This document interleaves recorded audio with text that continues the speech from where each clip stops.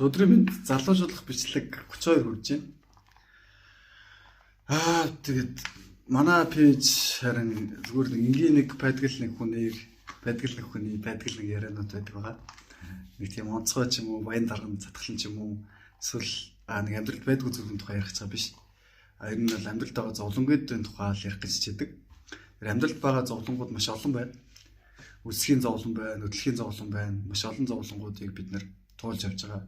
Энэ олон зовлонгууд дотроос бас шийдэж болох зовлонгууд зөндөө байдаг.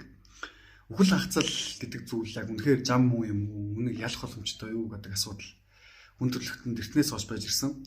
Шашны хувьд ч гэсэн ер нь анх үүсгээс ахуулаад төсөл хүртлээ яг хайх гэж байгаа зүйл нь юу юм бэ гэхээр зовлонгүй байх, авралт хүрэх те, аз жаргал амар амгаланд хүрэх тийм зорилготой. Гэтэ тэр нь зөвхөн яг оюун ухаан бодол санааны хувьд биш, бие махбодын хувьд ч гэсэн хүрэх гэдэг зүйл байгаа байхгүй юу? Тэгэхээр яг жинхэнэ зовлонгүй амьдрал гэж юу юм бэ гэж үзэх юм бол одоо хүн төрөлхтөн оюун ухаан зүртгэлээр маш их харанхуй, бүдүүлэг, биеийн үзий яддаг, тэ алж чаддаг хэцүү зүйлс зөндөө штэ. Ингээд жишээ дуусахгүй үл ойлголцол харанхуй байдал гэдэг зүйл хүн болгонд байгаа. Энэ дотор ингээд гим нүглэхгүй бүх зүйлээ гэгэрсэн тэ тайлцсан гэдэг хүн цөөхөн. Дэлхийн ертөнцид одоогоор 8 тэрбум гаруй хүн амьдарч байгаа ч гэсэн тэр дотор яг үнэхүү гим нүглэхгүй үнэхүү сайн хүн хэд байгаа вэ? Хэдэн дүр хэсгэж байгаа вэ гэдэг асуудал байна. Энийг одоо хэрвээ яг хүн төрөлхтний хөгжлийн шугамыг надаар хэрвээ тавих юм бол энэ маш амархан зүйл. Яг тэгвэл хэрвээ одоо нэг байдгал нэг хүмүүний шугамаар тавих юм бол тэнд хүн болгон хүрч чадна. Гэхдээ өндөр одоо үнэхээр буддаа шиг хүн хэд юм бэ гэж асууя л да. Эсвэл христ шиг хүн хэд юм бэ гэж асуух юм бол энэ одоогийн хүн төрөлхтөн дотор бараг байхгүй ч юм уу байхгүй. Яг тэгэхээр бодол оюун ухаан зүртгэлээрээ гэрэлтж гэгээрээд бурхан таалагдах хэмжээнд амьдрах гэдэг зүйл цөөхөн дотроо маш цөөхөн байсан. Дээрэс нь хүн өөрийнхөө энергийг танаад бүх төрлөөрөө соён гэгэрч чихэн утгаараа авралт хүрэх, бурхныг олох гэдэг зүйл бол маш хэцүү зүйл байхгүй. Тэгэхээр одоо манай пэйжийн барьдаг сэдвүүд бол аюу хүн сэдвүүд гэсэн үг. Гэтэ энэ хүн сэдвийг би хэрхэн тэг жоохон нас 5 настай хүүхэд ойлгохор хэмжээнд заах вэ гэдэг зүйлийг 8 жилийн турш оролдож байгаа. Одоо болтол тэгээ суралцаал юм. Тэгээд яг хөө энэ нэг цэнхэр ном байгаа шүү дээ. Пэйжэс төгөдөг. За энэ цэнхэр ном дээр яг юу байгаа юм бэ гэхээр хүн төрөлхтөн одоо бол техник технологийн дэвшлийн хувьд маш өндөр түвшинд байгаа ч гэсэн бодол сэтгэлийн хувьд маш их харанхуй хамгийн ёроолтой байгаа үед амьдарч байна. Энэ харанхуйгаас бид нэр сэрх хэрэгтэй гэсэн тийм онол байна тий. Тэгэхээр энэ харанхуйгаас бид нэр сэрхийн тулд тодорхой хэмжээний зүйлүүд хэрэгтэй. Гэхдээ эртнээс авахлагдаж нууцлагдаж ирсэн зүйлсүүд ер нь бол энэ цаг үед илүү нэгдэж эхэлнэ. Ягаад гэвэл цаг үеийн эхлэлээс төгсөл хүртэл бурхан хизээч хүн төрөлхтнийг хайж байгаагүй. Бурханлаг багш нарыг бид нэлээд илгээсээр байсан. Гол нь бид нар тэр заавал бурханлаг багш нар, шашны багш нар гэлтгүй шинжлэх ухааны хүмүүсээ хүртэл бид нар сайн хөтөж авч чаддаггүй, ойлгодгүй.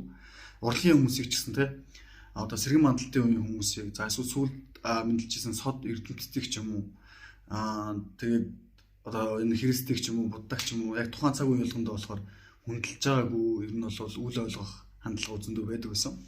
Тэгэхээр ийм хэдийгээр ийм ч гэсэн одоо хүн төрөлхтөнд тодорхой цаг хугацааны хувьд тогтоогдсон цаг ирээд одоо нэг соёлын хувьд олон зүйлсийн хувьд техник технологи дэвшлийн хувьд одоо нэг бас арай гайгүй болж эхэлж штэ.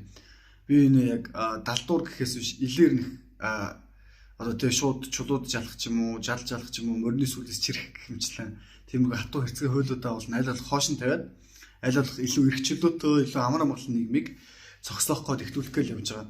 Тэгэхээр бид нар ийм цаг үед амьдарч байгаа юм бол ямар мэдлэгийг олох хэрэгтэй юм бэ гэхээр урт наслах мэдлэгийг олох шаардлагатай. Дээрээс нь тэр авралыг илүү төгс хэлбэрээр олох шаардлага байгаа. За энэ бол жоохон харин дахин хэлж яхад нэлээд хүн сэдв.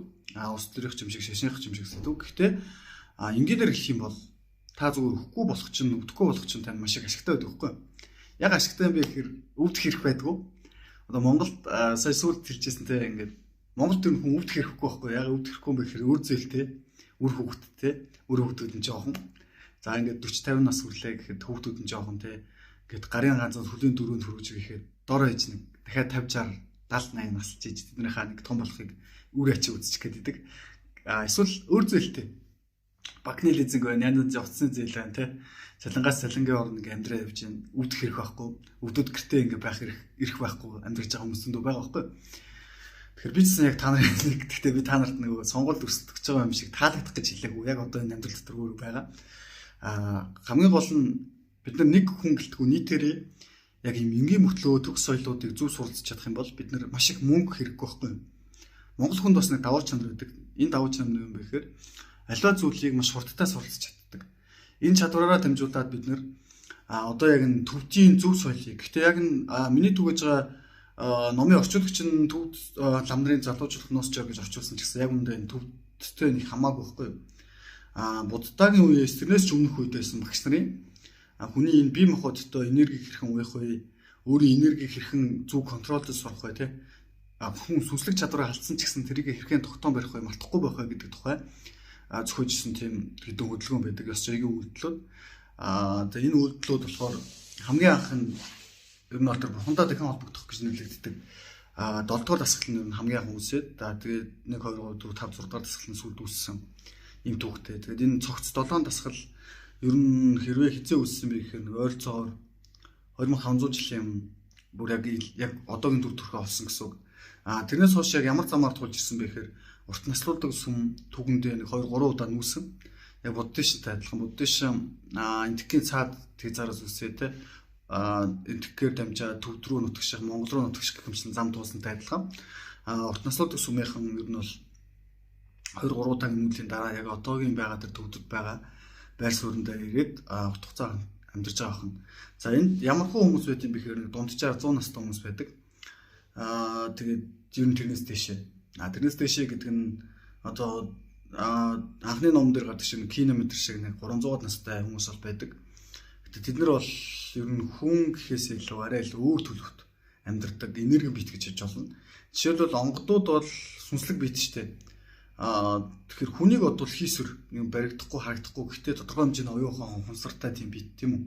Тэгээд тэнтэй адилхан ер нь тиймэрхүү төлөв рүү шилжсэн бас ламнууд байдаг.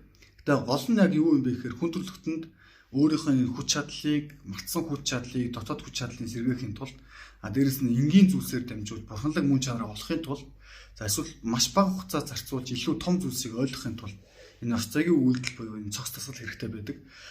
Хийж байгаа үйлдэл нь их сонирн биш. Харин бидний бодол оюун ухаан зүрстгэлд нээж байгаа тэр зам нь эсвэл өөрийнхөө энэ дотоод урсгалыг, дотоод хүч чадлыг нээж өөрийн сүнсээ биеэсээ холдуулах биш, биедээ уяах тэр чадварыг олж байгаа нь хамгийн гайхалтай зүйл.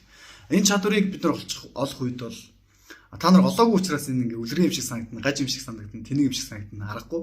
Яг л ихээр энэ хүндрэлтэн бурханлаг байдлаа алдаад маш их бодож штэ. Хүндрэлтний амьдрал зовлонгоор дүүрэн маш богино настай юм болсон үед уртнаас яриад хахаар хүмүүс өөрсдийн зовлонгийн тавлаад байгаа юм санагдаад. Залуучууд ч гэсэн урт наслыг хүсдэггүй штэ. Ортой хүн цаашаа 40 50 60 70 насыг бас хүсдэг өснөсгүй яг тэгвэл амьдрал зовлонгоор дүүрэн. Тэгээ бидний боддог өндөр нас юу юм бэ гэхээр хайртай хүмүүс нь байхгүй, өвчин зовлонтой, хөл гарна өвдсөнтэй, янгилсан, ганцаардсан, мөнгөгүй те, уйтгартай ийм амьдралыг урт нас гэж бодоод байгаа. Гэхдээ тийм биш. Хүн дотоод мөн чанараа нэгээд нэг хүн гэлтгээр нийтээрээ соён гэгэрч чадах юм бол энэ урт нас гэдэг соёлыг зүгээр нутгшуулах боломжтой байхгүй юу? Дээрээс нь одоогийн бидний бодоод байгаа шиг нэг тийм хятадуудын урт наснаас илүү өөр гэсэн. Хятад юм уу, Солонгос, Японд байдаг. Тэгээ ингээд ажил хүчин биш. Тэгээд тэтгүүл гарчаад амьд байгаад идэг нэг хэдэн хүмүүсийн тухай ярих гэдэг биш. Одоо энэ номдэр байгаа Кчен гэдэг лам гэхэд чинь за эсвэл Юрий Иванович гэдэг Петр Левник замчсан хүн чинь 81 настай мөртлөө баг 30 40-тэй ч юм шиг харагддаг. Баг тэрнээс ч илүү эрчим чадaltaй. Хүн байнга өндөр чадвартай байхгүй юу? Одоо хэрвээ Чен гэж үзэх юм бол Чен тухайд нэг 100-д өгчээсэн. Одоо яг тэрнээс 20 жилийн дараа гэж 100 гарсан гэсэн үг. Гэхдээ ямар ч 20 30 настай залуугаас илүү тулааны урлагийн чадвартай, дотоод хүч чадалтай, ном хаялцаж гэсэн бүгдийг ялна. Тэгэхээр ийм бидний төсөөлөлд байдаг урт нас биш. Арай илүү өөр төрлийн урт нас гэдгийг та нар бас ойлгох хэрэгтэй. Тэгээд иймэрхүү зүйлийг тайлбарлахгүй бол та нар аливаа нэг зүйлийг бодохдоо яг анх өөрийн дотор байдаг тэр мэддэг зүйлсээр л дамжуулж хүн дүгндэг. Мэдхгүй зүйлсээ цоошин зүйл гарч ирэхэд нэг бол айдаг, нэг бол өөрийн мэддэг зүйлээр дамжуулж дүгндэг байхгүй. Тэнгуут яг та нарын төсөөлд угаасаа энэ зүйл чинь буухгүй шүү дээ. Яг тэгвэл энэ чинь цаг хугацааны эхлэлт байсан. Одоо энэ төгсгөлийн цаг үе дээр буцчихна гэдэг хүн төрөлхтөн илүү урт удаан амьдрах илүү бурханлаг амьдрах цаг үеийн боломж нэгдэж эхэлж байгаа. Тэгээ зарим утгаараа нөө шин зүйл, зарим утгаараа хуучин зүйл. Гэтэ аль утгаар нь яаж та суралцахаас хамаарат танд тэг үр дүнг өгөх боломжтой байдаг. Тэгээд яг яриад үлэмтэй аврах минутанд тайлбар боломж гэж гисэн. Номнуудаа уншина, судлана, хажуугаар нь тайлбар аавна. Тэгээд бичлэгээ үзнэ. Тэгээд лайк, шеэр. Задлаа. Энэ манай пэйж угаасаа нэг тийм айхтар олон хүнд хүч зорилготой бол пэйж биш ээ. Зүгээр л нэг ч гэсэн хүнийг сонсоод өгчээсэн бол өхлийн зам өөрчлөх гэсэн амьдрал бол хөв тавилан биш сонголт учраас тэр замаасаа ч гэсэн босч иргээд хайртай хүмүүстэй хамт удаан байгаасаа гэж хүсэж байна. Тэгээ бүгд амжилт хүсье. Хамтдаа хичээцгээе.